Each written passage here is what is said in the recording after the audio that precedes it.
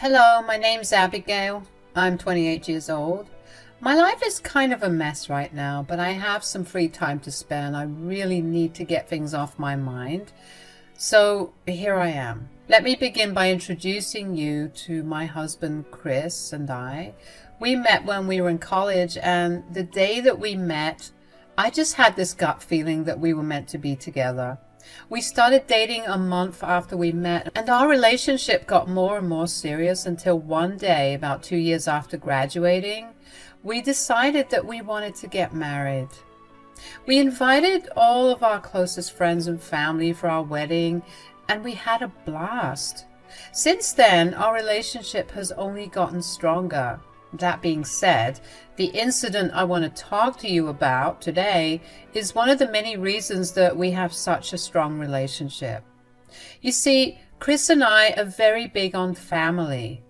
We came from tight-knit families, and we both have parents who adore us and still pamper us even though we're adults. Every other weekend, we make the drive to meet our parents, to spend quality time with them.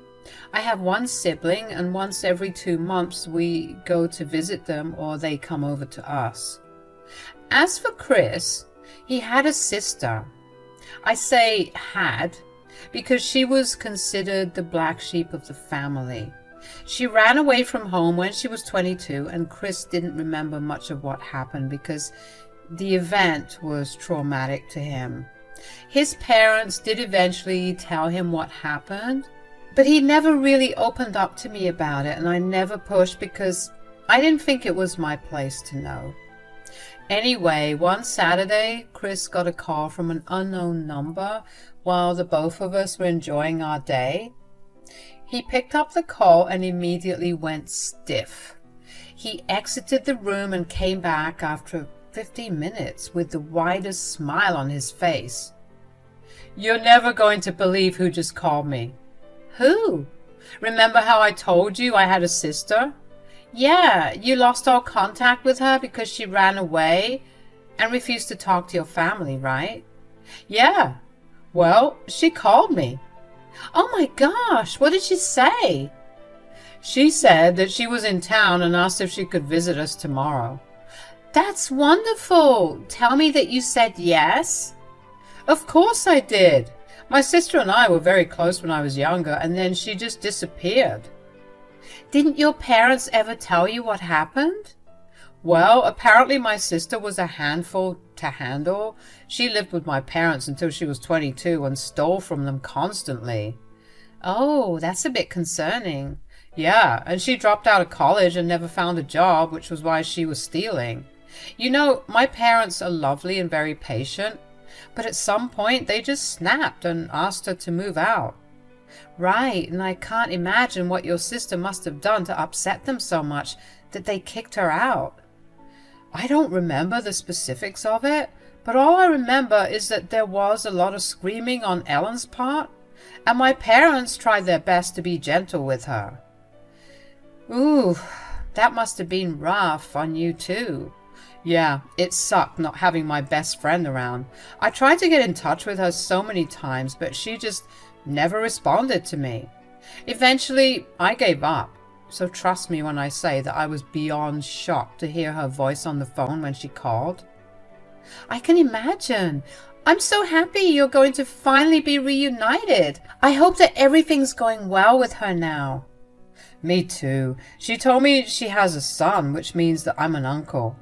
"Oh my gosh, that's amazing. How old is he?" "He's 2, and he'll be coming to see us tomorrow with her." "I'm so excited to meet both of them. How about we hit the grocery store and buy some things to cook with for tomorrow?"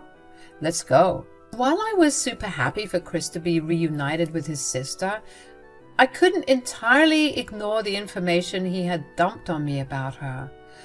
I felt like something was going to go wrong at that point, but I decided to just let things play out and figure things out as they came.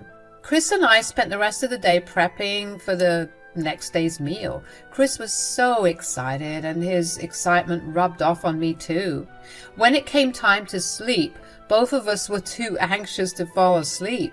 But finally the next morning came around, and Ellen was at our door at 10:30 a.m. Oh my God, Ellen, hi, it's been so long. How's my baby brother? Give me a hug. I missed you so much. I'm doing great. I missed you too. How are you? And how's the little guy? He's so cute. I'm okay. Life's been a little tough on me, but it is what it is, you know. And little guy's name is Fred. Hi, Fred. Aren't you a cutie? Oh, Ellen, this is my wife, Abigail. You're married? And to such a beautiful woman. Good catch, Chris. I know, right? I tell her every day how lucky I am to have found her. Oh, that's enough. It's an absolute pleasure to meet you, Ellen. Why don't you and the baby come in? You guys have such a beautiful home. Thank you. It took a lot of hard work to get here. I can tell. So, Ellen, what brings you back to town, if you don't mind me asking, that is? Oh, no, it's okay. I'm kind of not in a good place right now. What do you mean? Well, the man I married, Fred's dad, is an alcoholic and very abusive. I couldn't stand living with him anymore, so I ran away with just a few clothes and enough food to last Fred and me for a few days. What? That's horrible. Yeah, well, I came here to ask you for a favor, Chris. Tell me, I'll help you in any way that I can. Do you think both of you could set me up here just for a few months until I can get back on my feet? This is the last place that my husband will come looking for me because he doesn't know where my hometown is. I would love to let you live with me, but this is a decision that Abigail and I must make together. Abigail, what do you say? You don't have to feel obliged to let me stay here. Maybe you could just help me out financially until I find myself a job and I can take care of myself. I'll live in a motel or something. That's absolute nonsense. I'm not letting you and your child stay in the motel. We have a place here in your family. Of course we'll help you out. Really? Of course. Besides, I'm sure that Chris would love to catch up on all the years he missed out with you. Thank you guys so much. You have no idea how much this means to me. Anytime, Ellen. Now, why don't you go wash your hands and meet us at the dinner table for lunch? I was genuinely happy to be able to help Ellen. I couldn't imagine what she must have gone through and how much she must have struggled. So even if there was a nagging thought in my brain to be careful considering her past, I let it go because I wanted to believe that she was a changed person. Boy, was I wrong.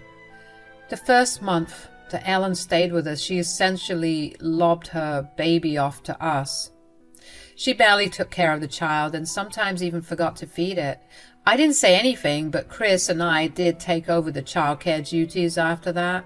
I arranged and paid for a babysitter for the baby when Chris and I were at work. When we got back home, we took turns making dinner and taking care of the baby. During all of this, Ellen just sat around and watched TV. When we confronted her about her lack of care, she told us that she was stressed and seeing the baby only made her panic because the memories of her husband would flood back into her mind. We believed her and told her that we would help in any capacity that we could. The second month is when the stealing began. Now, Ellen wasn't stealing anything big like money, but it was more so the food and my things. Chris and I like to label our food sometimes when we really want to have something. If there's a label on a Tupperware containing food, then nobody but that person gets to eat it. We explained that to Ellen, but she never cared. She'd eat the food and leave the empty containers in the fridge. Aside from that, I began to notice that some of my clothes and my makeup began to go missing. I knew that Ellen was stealing my clothes because I'd find my clothes in her laundry basket. And the makeup because, well, she asked me to clean her room, and when I did, I found it there. I confronted her about this, and she told me that she had no money and she felt too embarrassed to ask me for things, so she just took them. I told her that I had no issue with her borrowing things as long as she asked me, and if she wanted, I could help her find a job. She agreed to let me help her find a job, but she never went to any of the interviews I helped her get. By the third month of her living with us, I was thoroughly exhausted. She would leave her messes everywhere and demand that I clean it up for her. She treated me like I was her maid, and it irritated me to no extent. She would yell at me if she thought the house was not clean enough, or if I didn't do it on time. She also made me the nanny of her child, but that wasn't any different from her behavior from the start. I only held my tongue for that long because I was respectful of her suffering. But eventually I hit my limit, and I told Chris one night that we needed to talk. Chris, we need to talk. I have a feeling that I already know where this is going. Yeah, well, I love you and I love your family, but Ellen's a nightmare. I wouldn't put it that harshly, but yes. I'm not saying that she needs to leave or anything. She just needs to find a job. I know. She's been here for what, 2 months now? And I haven't seen her make an effort to look for a job at all. And I've tried to help her too. I've set her up for interviews at many places, but she never showed up for them. Yeah, not to mention she's a horrible guest. Like, I love her and all, but she's filthy, and it bothers me because you know how much I love my spaces to be clean. Yes, honey, I try my best to keep things clean for you, but sometimes I'm just so exhausted from work that I can't. I've told Ellen to pick up after herself, but she just got snarky with me. I know. I got dished that same snarkiness when I asked her to do the same thing. Besides, you have nothing to apologize for. We are not supposed to be telling her how to be a good guest. And it does not help that she's so mean. Was she always this way growing up? She wasn't this way with me, at least, but I guess I see why my parents threw her out, as mean as that sounds. It's truly a miracle that your parents put up with her for years. I know I can't do that, Chris. I don't want to throw a single mother onto the streets, but unless she shows me that she's at least making an effort to find her footing, I'm afraid that I will have to kick her out. How about this? We give her another month to find herself a job, and if she doesn't, we'll ask her to leave. Are we bad people for doing that? Absolutely not. I know she came to me because she knew my parents would not help her out in any way. Sometimes some people just need a little tough love. While Chris and I did decide to give Ellen a deadline, we still finally felt guilty about that decision. So we put off having that conversation with her for as long as we could. We bore with all of Ellen's torture because deep down we still felt horrible for her. That was until one day after we came back from a trip to my parents, we walked in to find that Ellen had completely stripped our living room of its previous decor and brought in new and gaudier stuff. She repainted the walls too, and even managed to get paint on the couches. I will admit that I lost my temper after that. What did you do? I just spruced up your boring and bland house. You called it beautiful before. Ugh, that was just me buttering you guys up so you'd just let me live with you. You can't just redesign a part of our house without our consent. I live here now, and I need to be comfortable too. You do not live here, Ellen. You're only staying with us temporarily. It'll be another long while before I move out. You have no idea how hard my life's been, and having a space where I feel comfortable will really help me get into a better mental space. Do not use your mental health as an excuse to rip apart my home and change it. You want to have better mental health? Find a job and get yourself your own place. How dare you speak to me like that? Ellen, I've tried to be as nice as I can towards you, but you've been crossing lines ever since you came here. I haven't said a word, but this is my last straw. Oh, boo-hoo. What are you going to do? Throw me out? How will you be able to live with the fact that you threw a single mother and her child out of your house and onto the streets? I'm not going to do that immediately. I'm giving you exactly 1 month to find yourself a job. You can't do that. Even if I work for a month, that's not going to be enough to get myself a place to rent. Yeah, I don't expect you to do that. What I do expect is for you to get a job, start saving, and start taking care of yourself and your child. You cannot rely on Chris and I to take care of you. You're a monster. Chris, tell her. You can't let your sister struggle this way, right? No, Ellen, Abigail's right. We've been nothing but nice to you, but you've taken advantage of that. You either agree to our terms or we're going to have to kick you out. You are not the man I thought you were. You were supposed to have my back. You were my only family. This is like Mom and Dad all over again. Ellen ran to her room and slammed the door after her. I couldn't believe the fact that she was acting like a teenager. Chris and I spent the next week redoing our living room and practically ignoring Ellen. Ellen never apologized to us, but after about 2 weeks of us giving her our ultimatum, she told us that she got a job. Of course, we were not naive enough to just believe her, so we had her show us her offer letter, and once we confirmed that she was indeed working, we went back to treating her as normally as we could. Over the next 2 months, we took over half of Ellen's earnings and saved it away so she could have enough for a deposit on an apartment. We were still supplying most of the groceries for her and her child, by the way, and her treatment of us remained unchanged. When Ellen finally had enough money saved up, we told her that it was time for her to start searching for a place of her own, because she could not live with us forever. Then came all the excuses that Ellen could muster up. Her trauma was back. She was scared to live alone. She was bad with money. She had no money. Her shaman told her it was an inauspicious time to move out. You name it. And she made it an excuse. When she realized that we were not buying her excuses, she dug her heels in and flat out refused to move out. Chris and I were losing our minds and our patience to deal with her. Every day we would carefully approach her about helping her search for an apartment, and every day she would yell at us for not treating her like family before telling us that she was going to stay with us however long she wanted. Just when Chris and I had reached our breaking point with her and were considering going the legal route to evict her, we got a knock on the door one day. It was early in the morning and I happened to be in the kitchen while Chris was still taking his shower. Ellen was asleep in her room. I opened the door and was surprised to see 2 cops standing there. Hello, officers. Is everything all right? Hi, Mom. I'm Detective Ryan, and this is my partner, Peter. We've received a tip that Ellen Smith is staying here with a child. Is that correct? Yes, but why are you asking? Ma'am, what is your connection to Miss Smith? She's my husband's sister. When did she show up to your place? About 6 months ago. I'm sorry, but why are you asking me questions about Ellen? Is something wrong? So you have no idea about what's going on in Ellen's life? Did she tell you why she came over to stay with you?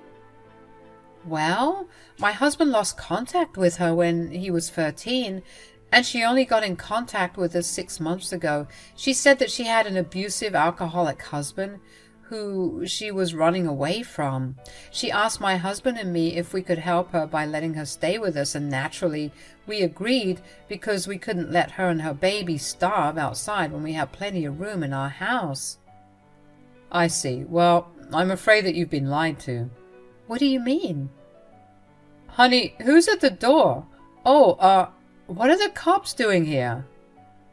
They've been asking me questions about Ellen, and they just told me that we've been lied to. What do you mean, officers? What my partner means is that the baby that Miss Smith has with her is not hers. What do you mean? You see, your sister has a history of criminal activities. Granted, they are all petty crimes, but they are crimes nonetheless. 3 months ago, she got into a fight with one of her neighbors, and in an attempt to get revenge on her, she stole the neighbor's child when they weren't looking. Oh my God, I swear we had no idea about any of this. We were only helping her because she was family. Don't worry, we believe you. We just need your help finding out where she is right now. And of course, we will need you to come down to the station and give us your statements. Of course, we'll do anything. Ellen's currently sleeping in her room, and if you're worried about the baby, he's completely fine. Do you mind if we step in and make our arrest? Of course. Please, come in. The 2 cops walked into our house as quietly as they could. We led them to Ellen's bedroom, and they told us to wait outside. Chris and I stood by each side of the door and peered in to see what was happening. Ellen's eyes flew open as soon as the officers stepped foot into her room. She grabbed the bedside lamp and threw it at one of the officers, injuring him. When the second officer attempted to hold her down, she threw her head back and hit him square in the nose. He hunched over in pain, which allowed her to get herself free. She ran towards the door to move out, but as soon as she stepped foot outside her door, Chris grabbed her by her arms and put her in a light chokehold. She looked at me with so much anger. I was shaking. Thankfully, the officers recovered enough to come to us and put Ellen in her handcuffs. Ellen kept yelling profanities at us for ratting her out and being a crappy family. After the cops took Ellen away, Chris and I were a shaking mess. We couldn't believe what had happened. We knew that Ellen had been problematic, but for her to actually kidnap a child and take shelter in our home? That was unacceptable. So of course we testified against her wherever we could. Not only did she put us at risk by taking shelter in our home, but she was also stupid enough to treat us like crap while doing it. Ellen was charged with kidnapping, resisting arrest, and assaulting a police officer. Chris and I had to attend the trials, and we were called to the stand several times to testify. Each time we did, Ellen would throw us the nastiest glare. The only reason I felt safe was because she was in handcuffs, and there were security guards all around the room. Anyways, Ellen was sentenced to 3 years in prison and was also given community service hours. We also got a restraining order against her. The baby was returned to his mother and peace was restored. Aside from that, Chris and I also decided to move because we felt unsafe knowing that she knew our location. So that's where we're at right now. Chris and I are planning to move states and start fresh somewhere far away from here. Hopefully, we never have to run into Ellen ever again. It's been a good few scary months, but Chris and I are slowly going back to being the way we usually were. Thankfully, we had a lot of support from our family and friends. One thing's for sure, next time, we're not believing any estranged family member. Thank you for listening to my story.